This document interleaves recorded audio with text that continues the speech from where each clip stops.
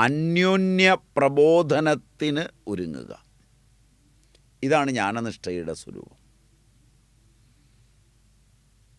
ഇതൊന്നുമല്ല ഇന്ന് സന്യാസം എന്നതുകൊണ്ട് ജ്ഞാനനിഷ്ഠ കുറവാണ്. നിരന്തരം ആത്മചിന്തനം, ആത്മകഥനത്തിൻ്റെ നൈരന്തര്യം, ചേർന്ന് നിന്ന് ആത്മചർച്ച, മറ്റൊന്നും ചെയ്യാതിരിക്കുന്നതാണ് ആത്മനിഷ്ഠയുടെ സ്വരൂപം. ഉറങ്ങുന്നതുവരെ, എപ്പോൾ വരെ നിദ്ര വന്നില്ല അതുവരെ വേദാന്ത ചിന്ത ചെയ്യുക. ഉറക്കം വരുന്നതുവരെ തദ്ബ്രഹ്മ പരമാത്മാവിനെ ചർച്ച ചെയ്യുക, ധ്യാനിക്കുക. ഒറ്റയ്ക്കാകുമ്പോൾ ഇരുന്ന് വിചാരം ചെയ്യുക. ആരെങ്കിലും അടുത്തു വന്നാൽ അവരോട് അതിനെക്കുറിച്ച് മാത്രം പറയുക. അപ്പോൾ അവർ പോയിക്കൊള്ളും, ശല്യമൊന്നുമില്ല. എന്തു പറഞ്ഞാലും ഇതിലാണ് കൊണ്ടെത്തിക്കുന്നത് എന്ന് വരുമ്പോൾ ആളുകൾക്ക് പിരിഞ്ഞു പോകണമെന്ന് തോന്നും, സംഘങ്ങൾ അവസാനിക്കും. അങ്ങനെ ആത്മനിഷ്ഠയിൽ സദാ സർവദാ വിളയാടുക, സകല കർമ്മങ്ങളിലും വ്യാപരിക്കുകയും ലോകത്ത് എന്തെല്ലാം കർമ്മകലാപങ്ങളുണ്ടോ അവയിലെല്ലാം വ്യാപരിക്കുകയും അതേ സമയം തന്നെ ആത്മവിസ്മരണം ഇല്ലാതിരിക്കുകയും ചെയ്യുന്നത് കാര്യം വേറെയാണ്.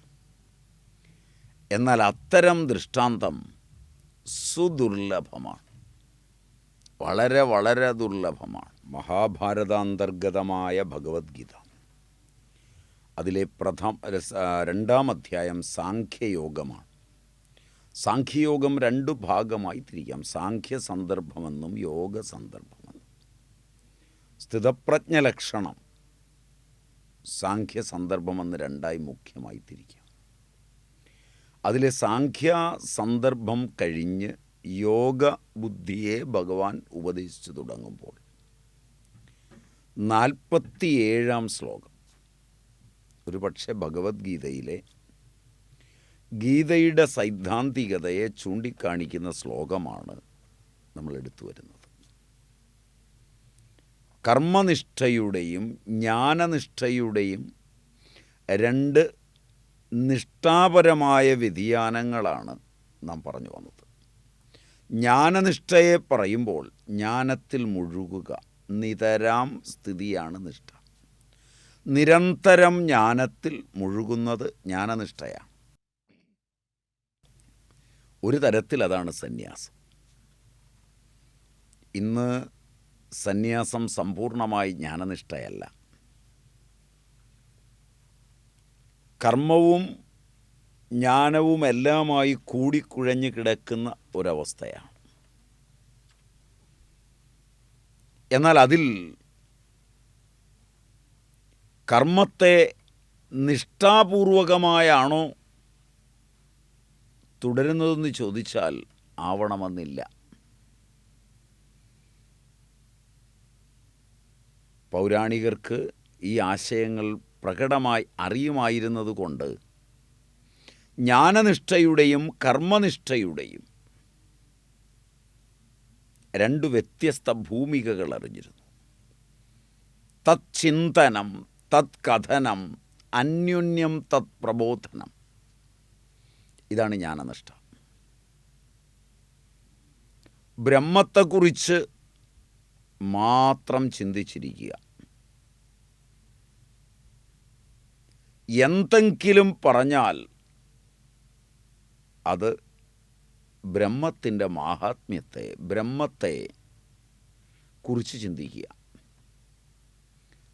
തത് ചിന്തനം, തത് കഥനം, തത് ബ്രഹ്മ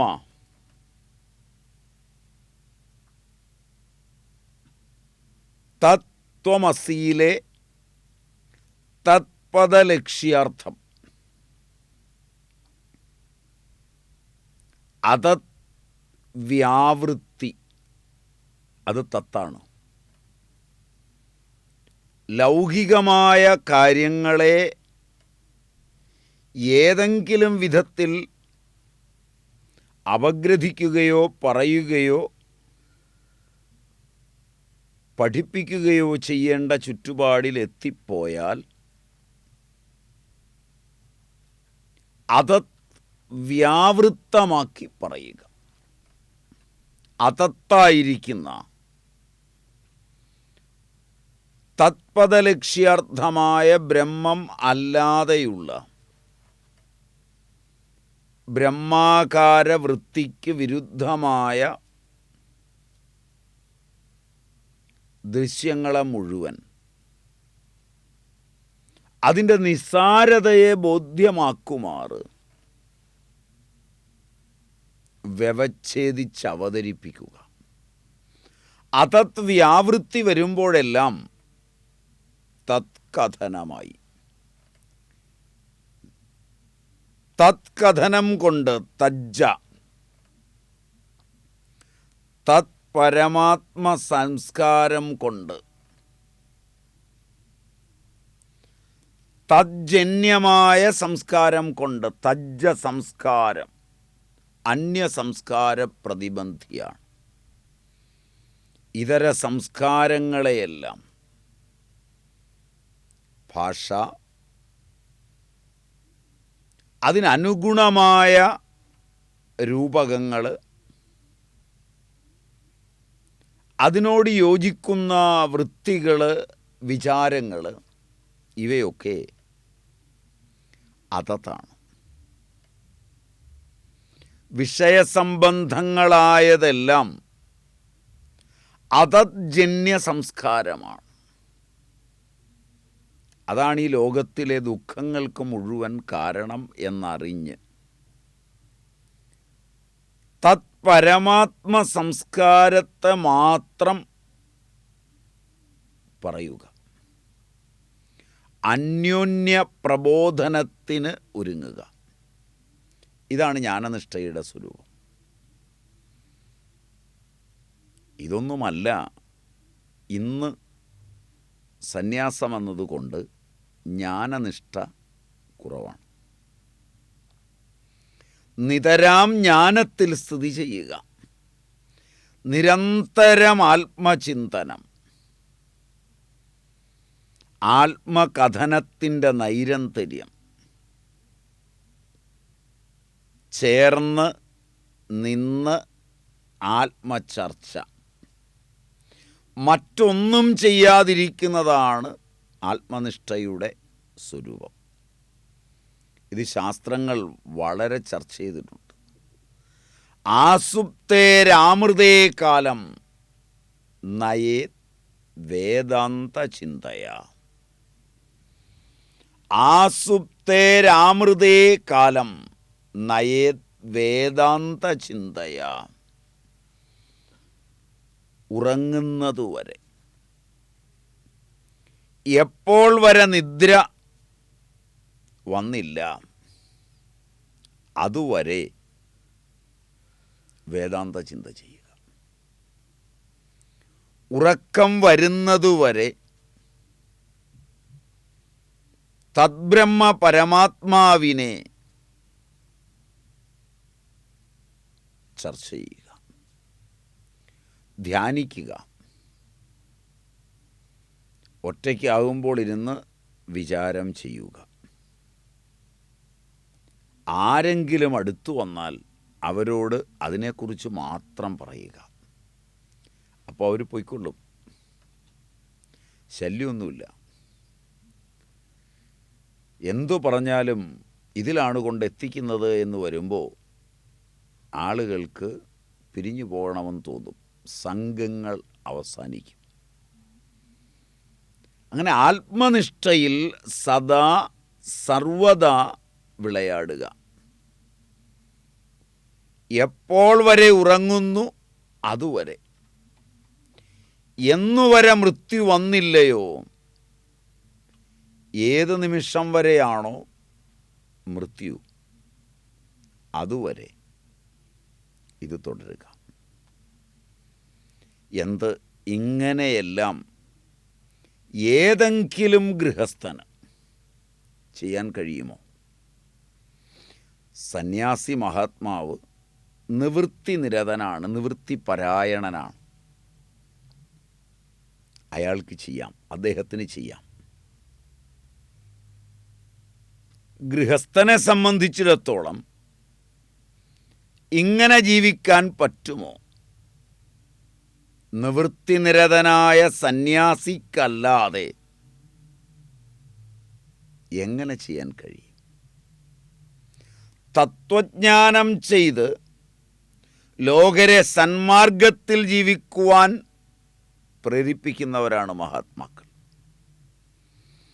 എന്നാൽ ആത്മചിന്തനത്തിന് വിരോധികളായ കാര്യങ്ങൾ അവർക്ക് വർജിതവുമാണ്.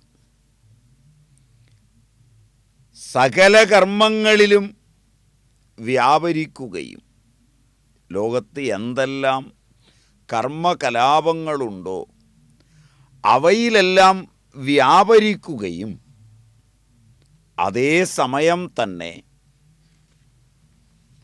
ആത്മവിസ്മരണം ഇല്ലാതിരിക്കുകയും ചെയ്യുന്നത് കാര്യം വേറെയാണ്.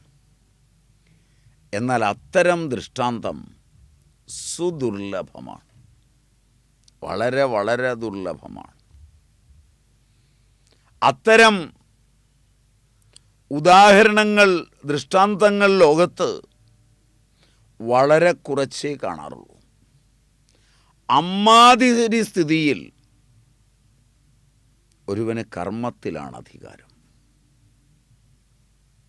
ലോകത്ത് കർമ്മവ്യാപാരങ്ങളിൽ നിലകൊള്ളുകയും ആത്മനിഷ്ഠയെ അല്പം പോലും വ്യതിചലിക്കാതെ നിലനിർത്തുകയും ചെയ്യുന്ന ഉദാഹരണങ്ങൾ അനേകമില്ല. വളരെ വളരെ വളരെ കുറച്ചാണ്. ഇത്തരുണത്തിൽ ആത്മനിഷ്ഠയ്ക്ക് അധികാരിയല്ലാതിരിക്കെ ആത്മനിഷ്ഠ സാധ്യമല്ല. അപ്പോൾ എന്തു ചെയ്യും? അമ്മാതിരി പരിതസ്ഥിതിയിലാണ് കർമ്മത്തിന് അധികാരം. അപ്പോൾ കർമ്മനിഷ്ഠയ്ക്കാണ് അധികാരം. കർമ്മവും കർമ്മനിഷ്ഠയും തമ്മിലും വളരെ വ്യത്യാസമുണ്ടെന്നറിയണം. കർമ്മം, കർമ്മനിഷ്ഠ എന്നതും രണ്ടും രണ്ടാണ്. അതായത് കർമ്മം വേറെ, കർമ്മനിഷ്ഠ വേറെ. നിരന്തരം കർമ്മത്തിൽ മുഴുകുന്നതാണ് കർമ്മനിഷ്ഠ. ഇത് മന്ത്രത്തിലും പറഞ്ഞിട്ടുണ്ട്. ഈശാവാസ്യം ഇങ്ങനെ ഉള്ള അവസ്ഥയിൽ, ഈശാവാസ്യമിതം സർവം യത്കിഞ്ച ജഗത്യാം ജഗത് തേന തെക്തേന ഭുഞ്ജീത മാ ഗൃഥ കസ്യ സിദ്ധന. ഇതാണ് വളരെ ഭംഗിയായി പറഞ്ഞത്. ഈശ്വരനാൽ ഈ ജഗത്തിനെ മൂടണമെന്നാണ് പറഞ്ഞത്.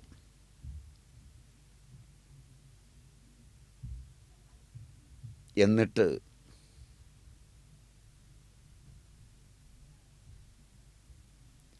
തെക്തേന ഭുഞ്ജീത,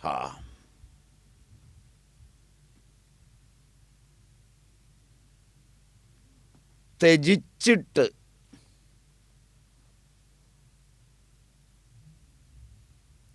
വിഷയവിശിഷ്ടമായ തലങ്ങളെയെല്ലാം ത്യജിച്ചിട്ട് ആത്മാവിനെ പാലിക്കാനാണ് പറഞ്ഞത്.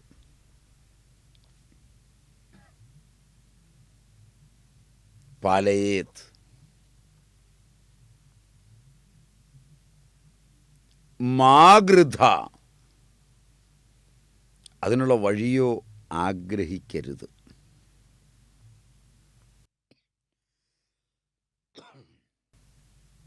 ഒന്നിനും കാമിക്കരുത്. ഇത് ഒന്നാം മന്ത്രത്തിൽ ചൂണ്ടിക്കാണിച്ചതാണ്. ഇതിന് കഴിഞ്ഞില്ലെങ്കിൽ ഇഹ കർമാണി കുറുവൻ, ഒരു 100 വർഷക്കാലം, ശതം സമാഹ, ശതായുഹു, ജീവേമ ശരതശതം, ഒരു 100 വർഷം ജീവിക്കാൻ ഇച്ഛിക്കുക. വേദങ്ങൾ എപ്പോഴും പറയുന്നതാണ്. ഗാർഹസ്ഥ്യധർമ്മത്തിന് കാരണമായ വിവാഹ സംസ്കാരത്തിലും മറ്റും ശതം ജീവ എന്ന ഇർക്കുണ്ട്. ഒരു ശരതശതം ജീവിക്കുക, 100 ശരത്കാലത്തിൽ ജീവിക്കുക, 100 വർഷം. അതെങ്ങനെ? കുറുവൻ ഇഹയേവ, ഇവിടെ കർമ്മം ചെയ്യുന്നവനായിട്ട് ജീവിക്കാൻ ഇച്ഛിക്കുക. 100 വർഷത്തിനർത്ഥം യാവജ്ജീവനം. ആരുടെ മനസ്സ് സംസാരത്തിൽ നിന്നൊരിക്കലും വിരക്തി നേടിയിട്ടില്ലയോ, ആരൊരുവൻ വിഷയാസക്തനായിരിക്കുന്നുവോ, അവനെ സംബന്ധിച്ച് പറയുമ്പോൾ കർമ്മം ചെയ്യുന്നത് തന്നെയാണ് പതനത്തിൽ നിന്നുള്ള മോചനം. 100 വർഷം കർമ്മം ചെയ്യുന്നവനായിട്ട് പതനം വരാതെ ജീവിക്കുക. മോചനം ലഭിക്കുന്നതിന്, എല്ലാ പതനങ്ങളിൽ നിന്നും മോചനം ലഭിക്കുന്നതിന് ഇതാണ് വഴി. ഇത് കർമ്മനിഷ്ഠയാണ്. സംസാരത്തിൽ നിന്ന് വിരക്തിയുണ്ടാവുകയും വിഷയലോകം ക്ഷണഭംഗുരമാണെന്ന് കാണാൻ കഴിയുകയും ചെയ്യുന്നുവെങ്കിൽ പിന്നെ കർമ്മനിഷ്ഠയുടെ ആവശ്യമില്ല, കർമ്മം ചെയ്യേണ്ടതില്ല. ജ്ഞാനനിഷ്ഠാ പര്യന്തം എത്താത്തതുകൊണ്ട് ആണ് കർമ്മം ചെയ്യേണ്ടത്. അർജുനൻ്റെ കാര്യത്തിൽ അദ്ദേഹത്തിൻ്റെ ഈ ഭിന്നപ്രകൃതി ആണ് കാരണം. ഈ സമയത്ത് അദ്ദേഹം ജ്ഞാനനിഷ്ഠയ്ക്ക് യോഗ്യനല്ല. ഭഗവാൻ അവസാനം പറയും, പ്രകൃതിസ്ത്വാം നിയോക്ഷ്യസി. അതിനാൽ അർജുനനെ സംബന്ധിച്ചിടത്തോളം ജ്ഞാനനിഷ്ഠയിൽ അർജുനന് അധികാരമില്ല. കർമ്മത്തിലാണ് അർജുനന് അധികാരം. കർമ്മത്തിൽ 3 സാധനകളുണ്ട്. കർമ്മം എന്നൊക്കെ പറയുമ്പോൾ വളരെ ശ്രദ്ധിച്ചു പഠിക്കേണ്ടതാണ്. കർമ്മത്തിന് 3 സാധനകളുണ്ട്. ശരീരം, വാക്ക്, മനസ്സ്. ഈ 3 സാധനകളെ നാം അറിയണം. വാങ് മന കായങ്ങൾ, മനോവാക്കായങ്ങൾ എന്നും പറയും. എവിടെ നിന്നും തുടങ്ങാം. മനസ്സ്, വാക്ക്, കായം, ശരീരം, ഈ 3 സാധനകളാണ്. ഈ 3 സാധനങ്ങൾ മുന്നോട്ട് ഭഗവാൻ ഇത് പറയും. ശരീരവാങ്മനോഭി യത് കർമ്മ പ്രാരഭതേ. പ്രകർഷേണ ആരംഭിക്കുന്നത്. ശരീര വാങ് മനോഭിയത് കർമ്മ പ്രാരഭതേ. ശരീരം കൊണ്ട്, വാക്കുകൊണ്ട്, മനസ്സുകൊണ്ട്. മനോഭിഹി. അങ്ങനെയാണ് കർമ്മത്തിൻ്റെ പ്രാരംഭങ്ങൾ. അതുകൊണ്ട് പ്രത്യേകിച്ച് കർമ്മങ്ങളും 3 പ്രകാരത്തിലാണ്: ദൃഷ്ടഫലം, അദൃഷ്ടഫലം, ദൃഷ്ടാദൃഷ്ടഫലം എന്നും 3ആയി തരംതിരിക്കാം. പ്രത്യക്ഷ ഫലം തരുന്ന കർമ്മങ്ങളാണ് ദൃഷ്ടഫലദായികളായ കർമ്മങ്ങൾ. ദൃഷ്ടഫലമുള്ള കർമ്മങ്ങൾ അവ പ്രത്യക്ഷത്തിൽ ഫലം തരുന്നവയാണ്. അദൃഷ്ടമെന്നാൽ പ്രത്യക്ഷത്തിൽ കാണാൻ കഴിയാത്തത് എന്നർത്ഥം. പ്രത്യക്ഷത്തിൽ ഫലം കാണാൻ പറ്റാത്തത്. വ്യവഹാരത്തിൽ ആളുകൾ പറയും അതവൻ്റെ അദൃഷ്ടമാണ്. അദൃഷ്ടമെന്നാൽ കാണാൻ കഴിയാത്തത്. എന്താണ് കാണാൻ കഴിയാത്തത്? കർമ്മം കാണാൻ കഴിയുന്നില്ല, അഥവാ ഫലം കാണാൻ കഴിയുന്നില്ല. കർമ്മം കാണാൻ കഴിയുന്നുണ്ട്, ഫലവും കാണാൻ കഴിയുന്നുണ്ട്. അദൃഷ്ടഫലത്തിന് ഉദാഹരണമായ കർമ്മങ്ങൾ യജ്ഞദാനാദികളാണ്.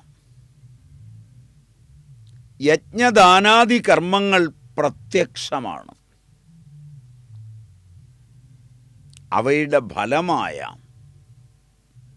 ധനം, സമ്പത്ത്, സ്വർഗാദികൾ അനുഭവകാലത്ത് പ്രത്യക്ഷം തന്നെയാണ്. അപ്പോൾ എന്താണ് കാണാത്തത്? കർമ്മത്തിൻ്റെയും ഫലത്തിൻ്റെയും സംബന്ധം കാണാൻ കഴിയില്ല. യജ്ഞം കൊണ്ടാണ്, ദാനാദികൾ കൊണ്ടാണ് ധനം വർദ്ധിച്ചതെന്ന് അനുഭവമാണെങ്കിലും യുക്തിക്ക് നിരക്കുന്നതല്ല. അനുഭവങ്ങളായവയിൽ വിശ്വാസമാണ് വരുന്നത്. അനുഭവം ഇല്ലാത്തവയിൽ അന്യരെ ബോധ്യപ്പെടുത്തുവാൻ യുക്തിയാണ് അനിവാര്യം. യുക്തിയും വിശ്വാസവും തമ്മിൽ ഈ വേറുകൃത്യമുണ്ട്. പിതാവ്, പിതാമഹൻ മുതലായവരെല്ലാം ചെയ്തതും, മാതാവ്, മാതാമഹൻ, മാതാമഹി മുതലായവരെല്ലാം ചെയ്തതും അനുഭവമാണ്. ബീജത്തിലും ബീജഭാഗത്തിലും ബീജഭാഗ അവയവത്തിലും അനുഭവ പ്രമാണത്തിൽ കിടക്കുന്നവ വിശ്വാസമായി രൂഢമൂലമാവും. വിശ്വാസങ്ങൾക്ക് ഹാനി വരില്ല. എന്നാൽ അത്തരം വിശ്വാസ പ്രമാണങ്ങളെ മറ്റുള്ളവർക്ക് പറഞ്ഞു കൊടുക്കുമ്പോൾ യുക്തി അനിവാര്യമാണ്. വിശ്വാസം പോരാ. ഇങ്ങനെ പറഞ്ഞു കൊടുക്കാൻ വേണ്ടിടത്ത് കർമ്മവും കർമ്മഫലവും തമ്മിൽ യോജിപ്പിക്കുവാൻ കഴിയാതെ വരുന്നത് അദൃഷ്ടമാണ്. അപ്പം യജ്ഞദാനാദി കർമ്മങ്ങൾ പ്രത്യക്ഷമാണ്.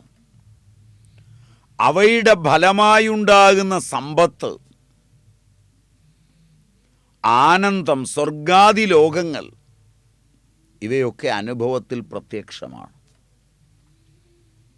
കാണാത്തതും മനസ്സിലാക്കാത്തതും കർമ്മത്തിൻ്റെയും ഫലത്തിൻ്റെയും സംബന്ധമാണ്. യജ്ഞം കൊണ്ട് സ്വർഗം ഏവം ധനാദികൾ പ്രാപ്തമാവും. ഇപ്രകാരം പ്രത്യക്ഷത്തിൽ കാണാനാവില്ല.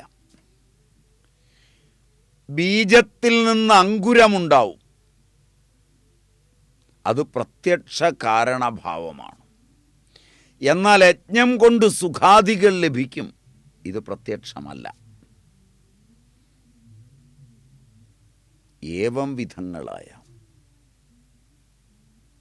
ചിന്തകളെ ആസ്പദമാക്കി സ്പഷ്ടതയാ കർമ്മത്തിൻ്റെ ഗഹനതയെ അർജുനനെ നിമിത്തമാക്കി ഉപദേശിച്ച ഭഗവാൻ ശ്രീകൃഷ്ണ പരമാത്മാവിൻ്റെ പാവന പാദങ്ങളിൽ നമുക്ക് ഭക്തിപ്രശ്രയപൂർവം പ്രണമിക്കാം.